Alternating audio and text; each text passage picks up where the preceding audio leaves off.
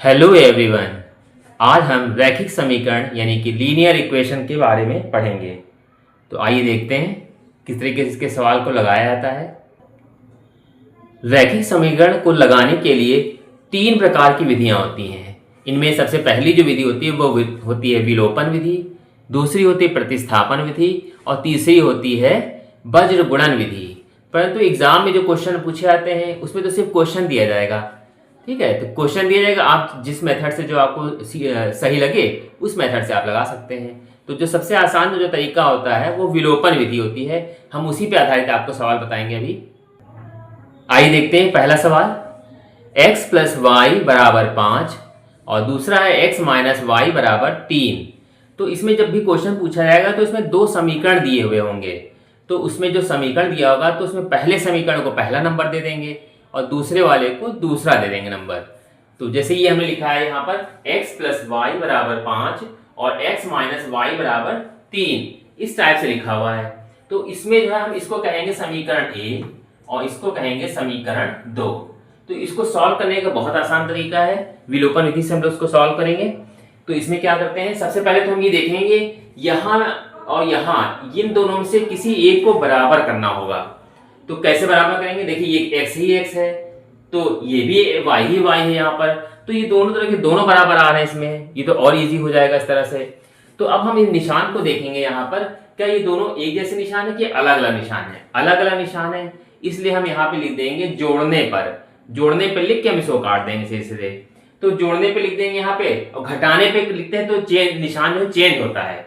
तो हमने यहाँ पे लिख दिया जोड़ने पे, ठीक है। यहाँ पे हमने लिख दिया जोड़ने पर। तो हम डायरेक्ट जब जोड़ देंगे इसको तो क्या होगा, जोड़ने पे क्योंकि ये प्लस का ये माइनस का ये दोनों कट जाएगा आपस में, तो ये हो जाएगा 2x, x मिलकर 2x हो गया।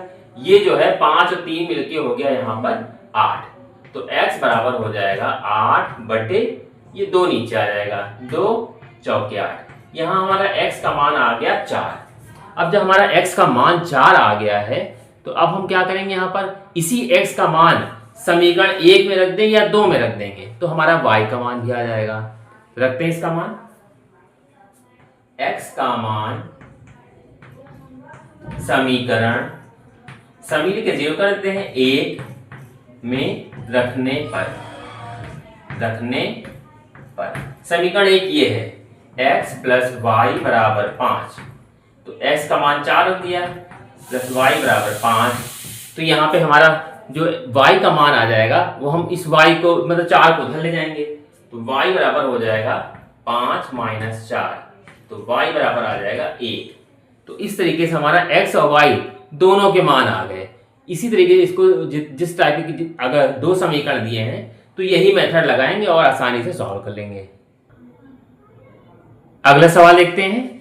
2x प्लस 3y बराबर 13 है, दूसरा है 4x माइनस y बराबर 5। तो इस टाइप का जो सवाल दिया है तो इसमें भी देखेंगे, सबसे पहले इनको समीकरण 1 कह देंगे और इसको कह देंगे समीकरण 2। तो यहाँ पे अगर हम देखें ठीक से तो ये तो 2x है, ये 4x है, यहाँ पे 3y है, यहाँ पे सिर्फ y है। तो चाहे इसको बराबर कर लें चाहे इसको बराबर कर लें तो हमको ये दिखाई देगा अगर यहाँ पे 3 आ जाए तो इसका मतलब ये 3y, ये भी 3y हो जाएगा और ये कट जाएगा। तो हम समीकरण ये जो है समीकरण 2 इसको हम गुणा करेंगे 3 से। तो यहाँ लिखेंगे समीकरण 2 को कितने से गुणा कर दें, 3 से। 3 से गुणा करने पर हम गुणा कर देंगे, पहले वाले समीकरण को ऐसे उतार लेंगे 2x प्लस 3y बराबर 13, ये समीकरण 1 था। इसी तरह इसको जब हम गुणा करेंगे 3 से तो 3 चौके पूरे में होगा, 3 चौके 12x और 3y ये हो जाएगा 3y और ये 3 बचे 15। ये समीकरण नंबर 3 डाल दिया हमने। अब देखिए ध्यान से, यहाँ पर ये प्लस का ये माइनस का है तो ये जोड़ने पे डायरेक्ट कट जाएगा। तो यहाँ आप जोड़ने पे लिखने जरूरत ही नहीं पड़ेगी, यहाँ पे ये डायरेक्ट इससे कट गया और 12 2 14x हमने यहाँ लिख दिया। इसी तरह इसको भी जोड़ देंगे तो 5 3 8, 1 1 2 28 हो गया। तो x बराबर हो जाएगा 28 बटे 14, 14 दूना 28। x का मान हमारा आ गया 2। अब जब x का मान 2 आ गया तो तो इसी x का मान जो है हम समीकरण 1 में या 2 में किसी में भी रख देंगे, आंसर हमारा आ जाएगा सीधे सीधे। तो समीकरण 1 में रखेंगे x का मान समीकरण 1 में रखने पर, समीकरण 1 ये था 2x प्लस 3y बराबर 13, ये था। तो 2 ऐसे ये x का मान हमने रख दिया यहाँ पे 2 प्लस 3y बराबर 13। ठीक है, अब हम इसको सॉल्व कर लेंगे पूरा पूरा। तो जो भी मेरा जो मान आएगा वो हमारा, इसमें y का मान यहाँ पे हम आसानी से निकाल पाएंगे। तो कैसे कैसे करेंगे देखिए, 2 दूनी 4 प्लस 3y बराबर 13। तो 3y बराबर क्या हो जाएगा 13, ये माइनस में जाएगा 4 उधर। ठीक है, तो 3y बराबर आ गया हमारा 13, इसको हम घटा के निकाल लेंगे यहाँ पर, इधर ही कर लेते हैं। तो ये 3y बराबर 9, तो y बराबर क्या हो जाएगा 9/3, 3×3=9, तो y बराबर हमारा आ गया यहाँ पर 3। तो यही मेरा राइट आंसर आ जाएगा। x की वैल्यू 2 और y की वैल्यू कितनी आ गई 3 आ गई। अगला सवाल देखते हैं, x प्लस 2y बराबर -1 और दूसरा है 2x माइनस 3y बराबर 12। तो यहाँ पे देखेंगे तो ये हो गया पहला समीकरण, ये मैं दूसरा समीकरण नाम डाल दिया। ये दोनों या इन दोनों से किसी एक को बराबर करना है। यहाँ अगर 2 आ जाए तो ये दोनों बराबर हो जाएंगे। तो हम यहाँ लिखेंगे समीकरण 1 को 2 से गुणा करने पर लिख देंगे। ठीक है, तो 2 से गुणा करें 2x प्लस 2 दूनी 4y और ये 2 एकम 2, ये समीकरण 3 डाल देंगे।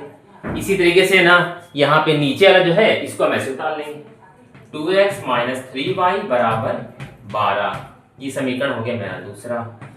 हमने क्या किया, ये दोनों जोड़ के ही हैं, तो यहाँ पे जोड़ के निशान होने की वजह से अब क्या करेंगे, इसको काटना है हमें। तो यहाँ पे लिख देंगे घटाने पर, यहाँ लिखेंगे घटाने पर, लिख दिया। अब ये निशान बदल जाएगा, ये प्लस है तो माइनस, माइनस है तो प्लस, और ये प्लस है तो ये माइनस का निशान हो जाएगा। ये से कट गया पूरा पूरा, ये प्लस का 2x, ये माइनस के बोले जाएंगे निशान। अब ये जो है हमने निशान का प्लस का लगाया है, इसका मतलब अब ये 3 जो है प्लस का हो गया, ये 12 माइनस का हो गया। तो 4 और 3 कितने हो गए यहाँ पे 7y बराबर 12 और 2 माइनस का 14 हो गया। तो y बराबर माइनस का 14/7, तो 7 दूनी 14, यानी कि y बराबर आ गया माइनस का 2 आ गया। अब जब माइनस का 2 आ गया तो इसी y का मान समीकरण 1 में रख देंगे। y का मान समीकरण 2 में रखने पर, समीकरण 2 ये है x प्लस 2 इंटू वाई का मान हम रख दे रहे हैं -2 बराबर -1, हमने यहाँ पे मान रख दिया। अब हम इसको कैलकुलेट कर लेंगे।